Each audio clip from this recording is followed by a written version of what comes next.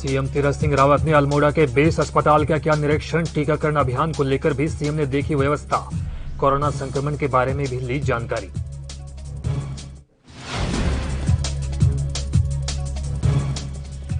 उत्तराखंड में भी 18 से 44 वर्ष के लोगों का टीकाकरण अभियान जारी। सीएम रावत ने कहा, मुफ्त में लगा रहे हैं वैक्सीन।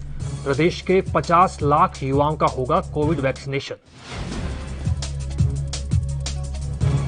उत्तराखंड में मिली मरीजों को राहत। सीटी स्कैन का न्यूनतम मूल्य हुआ निर्धारित। न्यूनतम शुल्क फिक्स करने से मरीजों को मिलेगी राहत।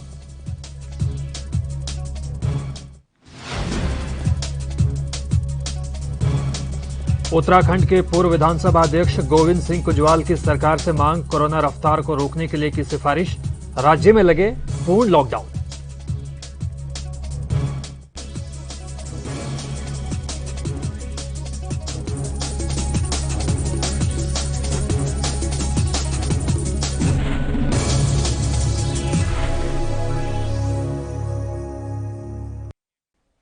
नमस्कार, स्वागत है आपका अपने उत्तराखंड में। मैं हूं जुबैर खान।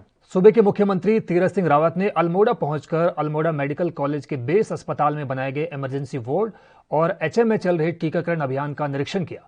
उन्होंने डीएम नितिन सिंह भदौरिया से कोरोना संक्रमण के बारे में मुकम्मल जानकारी भी हासिल की। उन्होंने बेस अस्पताल में पत्रकारों से मुखातिब होते हुए कहा कि कोरोना काल में पूरा स्वास्थ्य महकमा और पुलिस प्रशासन 24 घंटे कोरोना के खिलाफ जंग लड़ रहा है।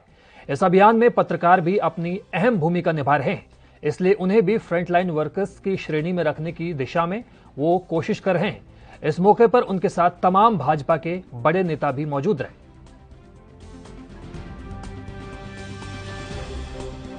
ये सब प्रक्रियाएं पीपी किट पूरी मात्रा में यहाँ हम लोग भेज रहे हैं और कुछ जिले स्तर पे भी हमने कहा कि डॉक्टरों की यदि कमी है, अभाव है, तो जो मेडिकल कॉलेज है और उन मेडिकल कॉलेजों में फाइनल ईयर के छात्र उनको लेने की बात की है।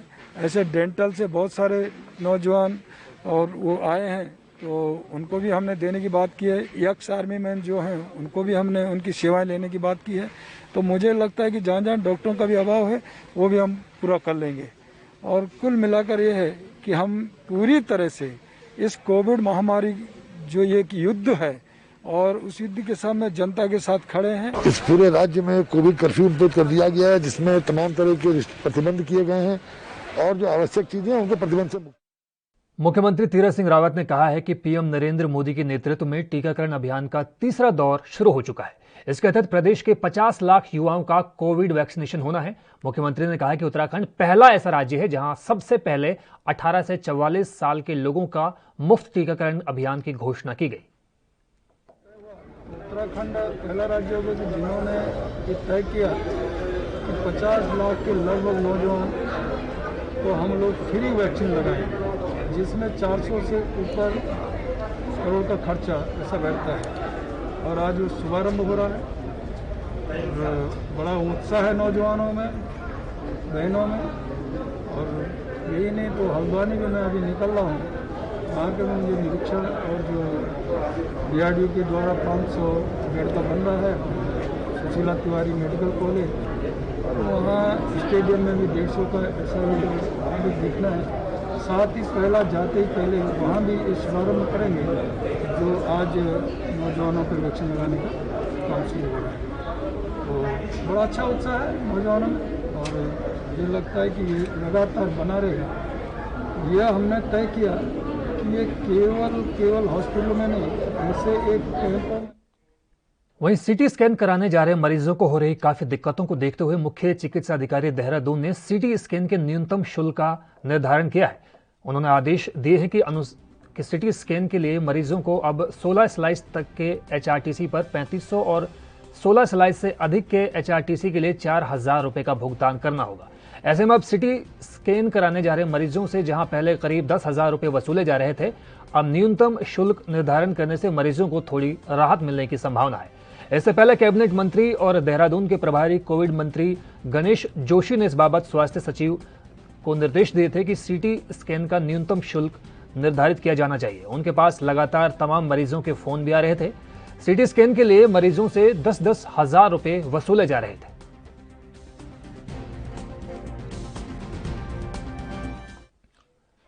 उत्तराखंड में तेजी से बढ़ रहे कोरोना वायरस से संक्रमित मरीजों की संख्या को रोकने के उद्देश्य से प्रदेश की सरकार ने 11 मई से कोविड कर्फ्यू लगाने का ऐलान किया है। फिलहाल कर्फ्यू को 18 मई की सुबह 6 बजे तक लागू किया गया है। उत्तराखंड सरकार के प्रवक्ता सुबोध उनियाल ने जानकारी देते हुए बताया कि कर्फ्यू के दौरान फल, सब्जी, मांस, मछली और दूध समेत अन्य जरूरत की दुकानें खुली रहेंगी। बता दें कि उत्तराखंड में पिछले 24 घंटों में कोरोना के 5,890 नए मामले सामने आए हैं। वहीं इस अवधि में 180 कोरोना संक्रमितों की मौत भी हुई है। सरकार के प्रवक्ता सुबोध उनियाल ने कहा है कि उत्तराखंड में अन्य राज्यों के मुकाबले आने वालों को देहरादून स्मार्ट सिटी पोर्टल पर अनिवार्य रूप से पंजीकरण करना होगा। साथ ही 72 घंटे तक की RT-PCR नेगेटिव रिपोर्ट भी दिखानी होगी।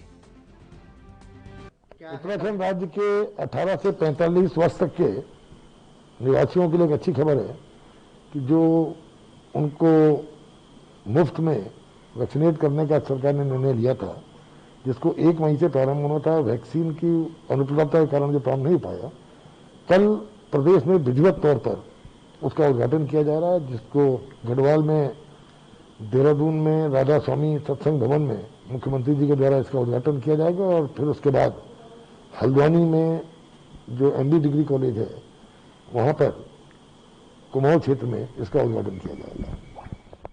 देखिए, राज्य में बहुत पहले हमने आपसे कहा था कि जो जिस कदर से संक्रमण बढ़ रहा है उसको देखते हुए सरकार बहुत गंभीर और संवेदनशील है और लगातार हम लोगों का प्रयास था कि कोविड संक्रमण की गति रुके, लेकिन ये गति लगातार बढ़ती गई। तो सरकार ने, जैसा सरकार का था कि राज्य के निवासियों की सुरक्षा की दृष्टि से सरकार ने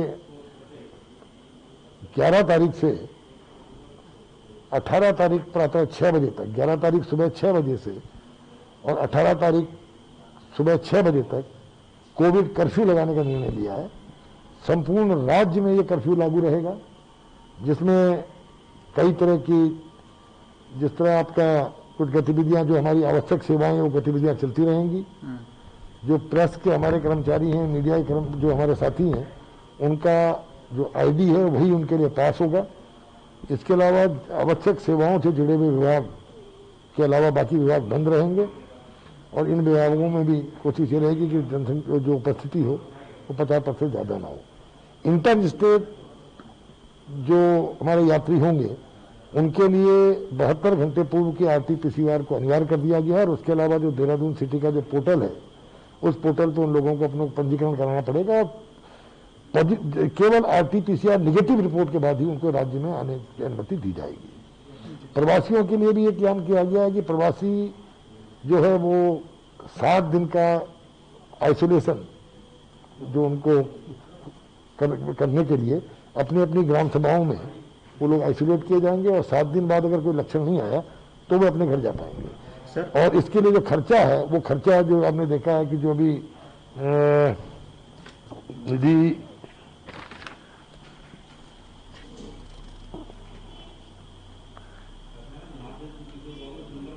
जो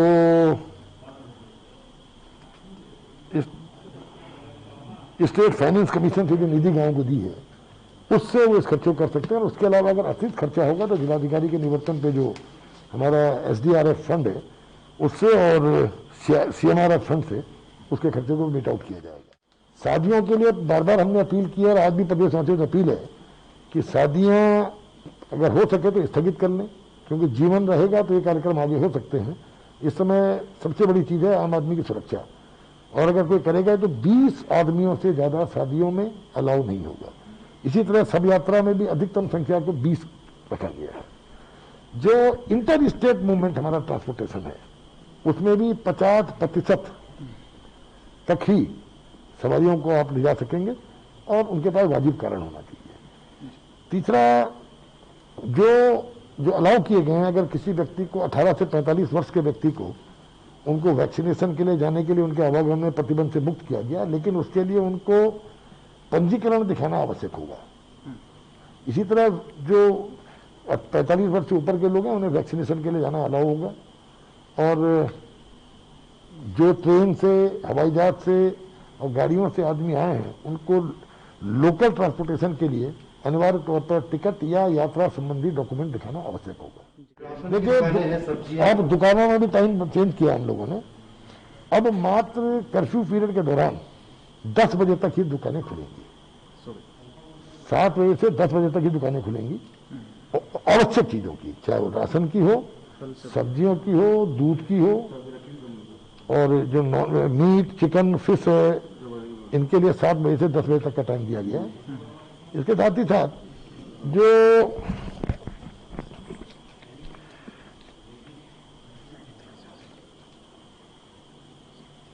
सब्जी और जो फल विक्रेताओं की आपने बात की है, इनके लिए मंडी में केवल किसान जो मंडी में बेचने आया है और वो रिटेलर जिसको इन सब्जियों को बेचना है, उसके अलावा किसी भी व्यक्ति को मंडी में उनकी जो प्रवेश है वो अनुमति नहीं होगा, ताकि संक्रमण को बचाया जा सके। इसके साथ साथ सभी शिक्षण संस्थाएं बंद रहेंगी।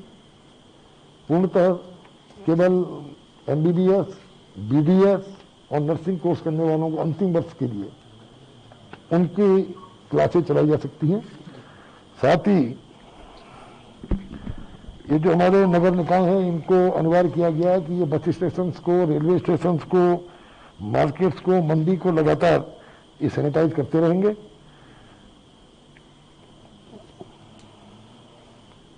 मदिरा की दुकान और बार पूर्णतः बंद रहेंगे, इस पीरियड में पूर्णतः बंद रहेंगे।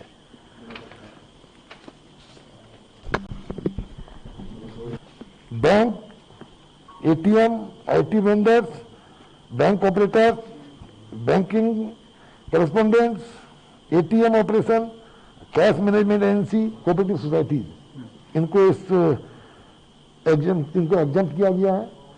इसके उत्तराखंड में कोरोना संकट गहराने की खबरों के बीच राज्य ने केंद्र से इस बारे में राय मांगी है कि क्या वो विदेश से सीधे वैक्सीन खरीद सकता है। जी हां, उत्तराखंड के मुख्य सचिव ओम प्रकाश ने एक संयुक्त प्रेस वार्ता में साफ शब्दों में कहा कि राज्य को रोजाना 1 लाख वैक्सीन डोज की जरूरत है। ऐसे में आपूर्ति के लिए राज्य को व्यवस्था करनी है तो विदेशों का एक रुख किए जाने का विकल्प उनके पास मौजूद है। मुख्य सचिव ने कहा कि उत्तराखंड ने केंद्र से लिखित तौर पर पूछा है कि क्या राज्य सरकार दूसरे देशों से वैक्सीन खरीद सकती है। बता दें कि कई राज्यों में वैक्सीन सप्लाई की शॉर्टेज के चलते 18 साल से ज्यादा उम्र के लोगों का टीकाकरण या तो धीमा हो गया है या फिर अभी भी टलता जा रहा है। ऐसे में उत्तराखंड का यह सवाल अहम हो जाता है। इसमें ये कमी पूरे देश में है, सिर्फ हमारे यहाँ नहीं है। हमारी तो जो कैपेसिटी है वो 1 लाख से अधिक वैक्सीनेशन पर डे की है, लेकिन उतने डोज हमारे पास उपलब्ध नहीं है। और हमने भारत सरकार को ये लिखा है कि राज्य सरकार अगर बाहर से डायरेक्ट इंपोर्ट कर सकती है। और फिलहाल वक्त हुआ है एक ब्रेक का। ब्रेक के उस पार भी जारी है आपनो उत्तराखंड।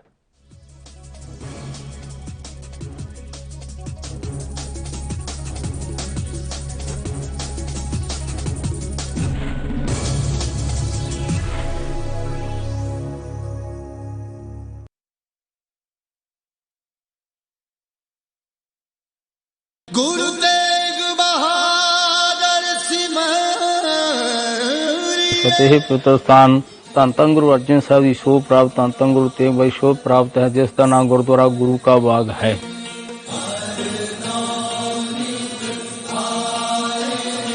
ਇਸ ਸਥਾਨ ਦਾ ਨਾਮ ਗੁਰੂ ਕੀ ਰੋਡ ਹੁੰਦਾ ਸੀ ਤੇ ਸਤਿਗੁਰੂ ਨੇ ਬਖਸ਼ਿਸ਼ਾਂ ਕਰਕੇ ਵੀ ਜਿਹੜਾ ਆਖੂਗਾ ਗੁਰੂ ਕਾ ਬਾਗ, ਉਸ ਨੂੰ ਲੱਗਣਗੇ ਦੂਣੇ ਚੌਣੇ ਭਾਗ।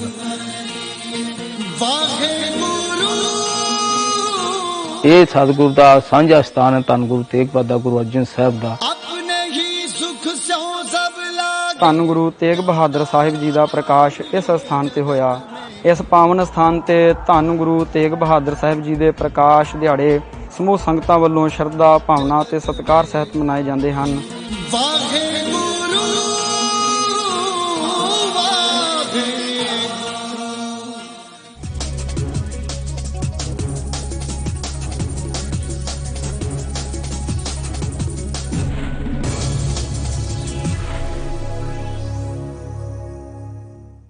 तो ब्रेक के बाद स्वागत है आपका आपनो उत्तराखंड में। कोरोना वायरस संक्रमण की दूसरी लहर से जहां देश भर में हाहाकार मचा हुआ है, लाखों लोग संक्रमण से अपनी जान गंवा चुके हैं, लेकिन ऐसे भी मुश्किल दौर में कुछ लोग लाशों को भी नहीं बख्श रहे हैं और कोरोना को मुनाफा कमाने का जरिया बना रहे हैं। इंसानियत को शर्मसार करने वाला ये मामला उत्तराखंड के पौड़ी जिले से सामने आया है, जहां कोरोना संक्रमित के शव ले जाने के लिए एक एम्बुलेंस चालक ने महज 3 किलोमीटर के लिए परिजनों से 4,000 रुपए वसूल लिए। अस्पताल के पीआरओ एम्बुलेंस दीनदयाल रावत ने बताया कि एम्बुलेंस मोर्चरी में ही खड़ी थी, लेकिन डिस्पोजल टीम लंच पर गई हुई थी। वहीं एसडीएम श्रीनगर रविंद्र बिष्ट ने बताया कि यह मामला संज्ञान में आ चुका है, मामले की जांच कर आगे कार्रवाई की जाएगी।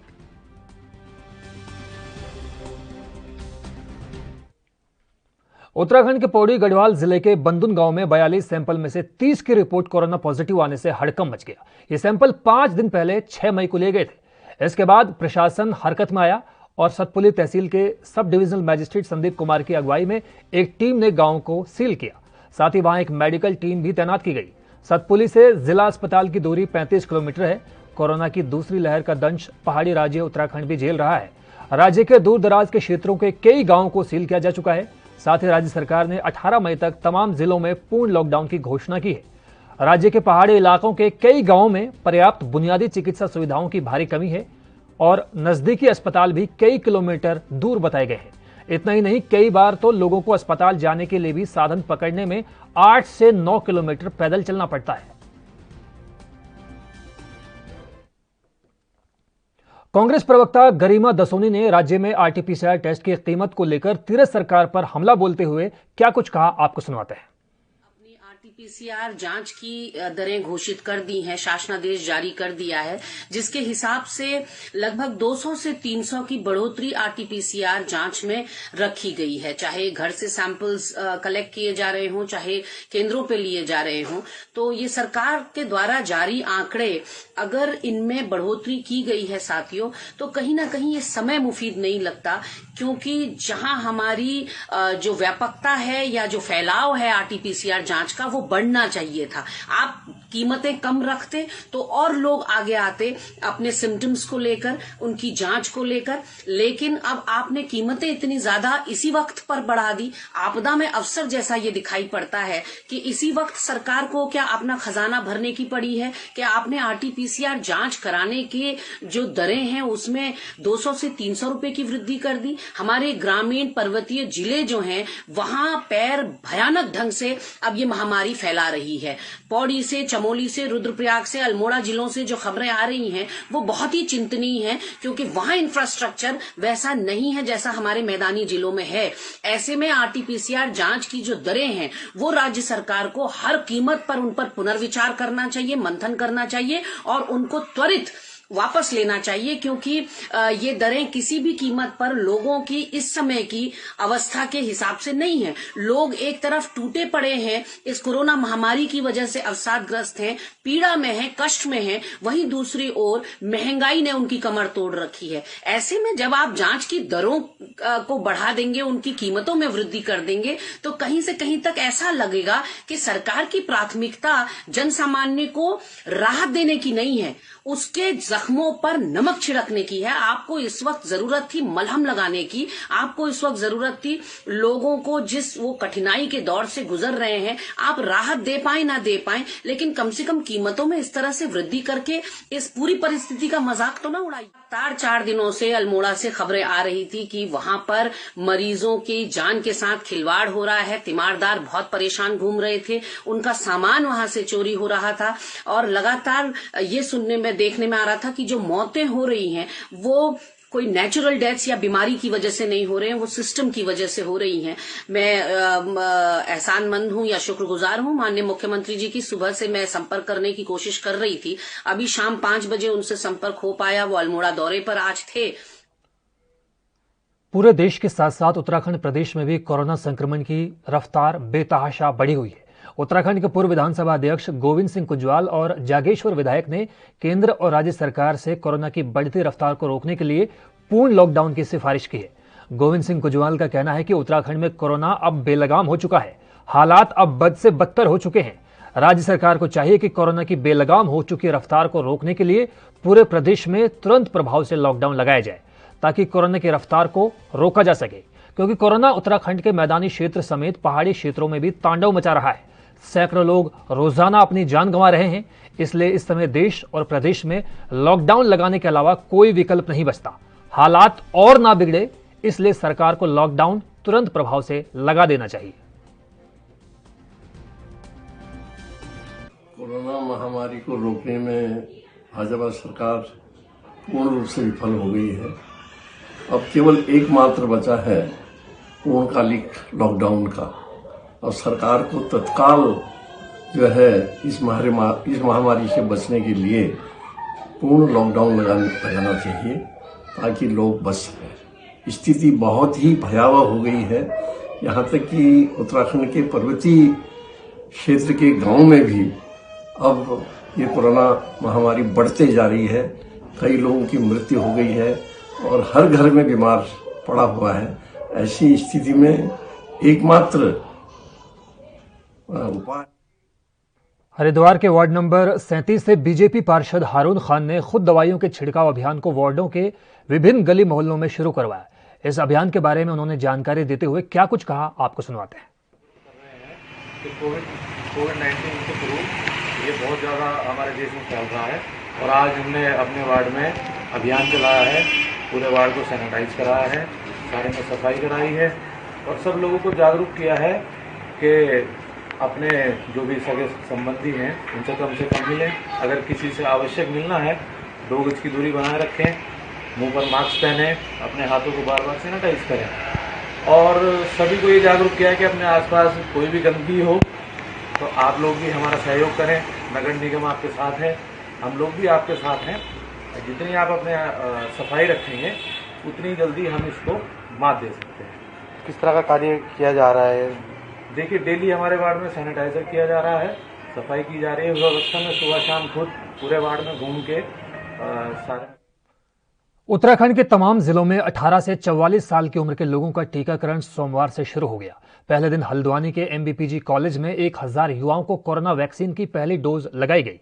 वहीं अब मंगलवार से नैनीताल में भी युवाओं का टीकाकरण अभियान जारी है। हल्द्वानी और नैनीताल दोनों केंद्रों पर 1500 युवाओं को पहली डोज दी गई। 18 से 44 साल के बीच उम्र वाले लोगों को निर्धारित केंद्रों में सुबह 9 बजे से टीका लगाना जारी है। MBPG डिग्री कॉलेज के नवनिर्मित बहुउद्देशीय भवन में 1000 तो DSA फ्लैट नैनीताल के बूथ नंबर 2 में 500 युवाओं को पहली डोज लगाई गई। क्या इंतजाम है, भीड़ कितनी है? और अभी देखिए, पहला दिन है तो ऑब्वियस है कि बहुत सारे लोगों ने रजिस्ट्रेशन किया होगा इसमें, तो इसीलिए हम लोग इनको व्यवस्थित कर रहे हैं। देखिए आप सोशल डिस्टेंसिंग वगैरह कैसे मेंटेन कर रहे हैं, हम लोग इसको सुनिश्चित करवा रहे हैं। तो पहला दिन है, भीड़ ऑब्वियस है, होना है। नौजवान है, काफ़ी उत्साह है लोगों में कि वैक्सीनेशन मैक्सिमम लोग इसको अटेंड करें। अभी फर्स्ट फेज़ में हम लोगों ने जंबो एक वैक्सीनेशन प्लान के लिए उसके लिए ये MB डिग्री कॉलेज चुना है पहले दिन के लिए, क्योंकि आज CM साहब भी आएंगे। उसके कल से फिर हम मोहल्लों के हिसाब से काम करेंगे, क्योंकि हम रुड़की के कस्बा लंढोरा के मदरसा इमदादुल इस्लाम में CO मंगलौर पंकज गैरोला ने ईद के त्यौहार को लेकर मुस्लिम समाज के लोगों के साथ बैठक की। बैठक में CO पंकज गैरोला ने कहा कि उत्तराखंड पुलिस ने कोविड-19 रोगियों के लिए ऑक्सीजन बेड और प्लाज्मा प्राप्त करने में लोगों की मदद करने के लिए मिशन हौसला नामक एक कैंपेन शुरू किया है, जिसके तहत पुलिस जनता को राशन, ऑक्सीजन सिलेंडर, एम्बुलेंस, शव का अंतिम संस्कार कराने में भी मदद कर रही है। उन्होंने कहा कि समाज में कई लोग हैं जो मदद करना चाहते हैं और ऐसे भी कई लोग हैं जिन्हें मदद की जरूरत है। ऐसे में पुलिस इन दोनों को मिलाने के लिए एक नोडल एजेंसी के रूप में काम कर रही है। उन्होंने कहा कि राज्य के तमाम जिलों में उनके 2 टोल फ्री नंबर हैं। ये 2 नंबर आपातकालीन संपर्क के लिए भी उपलब्ध है। उन्होंने मुस्लिम समाज से अपील करते हुए कहा कि कर्फ्यू की वजह से लोगों की आवाजाही मुमकिन नहीं है। उन्होंने सरकार की गाइडलाइंस को ध्यान में रखते हुए ईद की नमाज घर में अदा करने की बात भी कही। कार्यक्रम नहीं है, आगामी 13 अथवा 14 को ईद उल फितर का त्यौहार मनाया जाना है। तो यहाँ लंढोरा में मैं यहाँ के जो मुफ्ती साहब हैं, मुफ्ती रियासत साहब, उनके यहाँ हम लोग आए थे प्रशासन की ओर से, और उनसे चर्चा की गई कि इसमें कोरोना काल में जो सोशल डिस्टेंसिंग का पालन करना है, ईदगाहों में काफ़ी भीड़ जो ईद के समय पे एकत्र होती है उसको न भेजा जाए, सांकेतिक रूप से मनाई जाए। तो इस पे उन्होंने सहमति जताते हुए ये स्पष्ट किया कि ईदगाह में 5 लोग जो है नमाज पढ़ेंगे, शेष सभी लोग ईदगाह की नमाज होने के बाद अपने अपने घरों, अपने अपने इलाके की मस्जिदों में पढ़ेंगे और ईद का त्यौहार शांतिपूर्वक वो सोशल डिस्टेंसिंग के साथ मनाया जाए।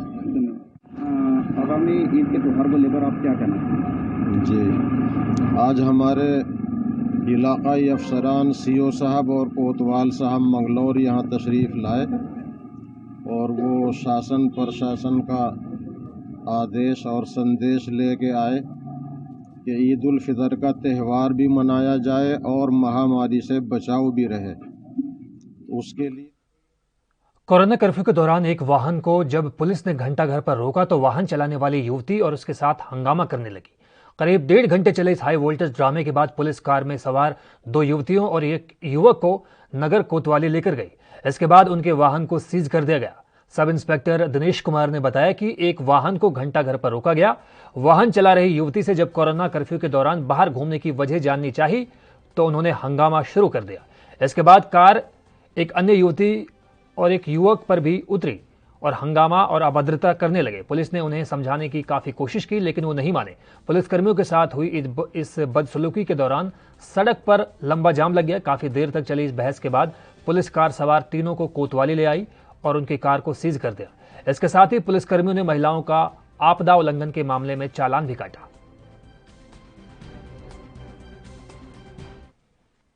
तो फिलहाल आपने उत्तराखंड में बस इतना ही। मुझे दीजिए इजाजत, लेकिन एनबी पर खबरों का सिलसिला लगातार जारी है।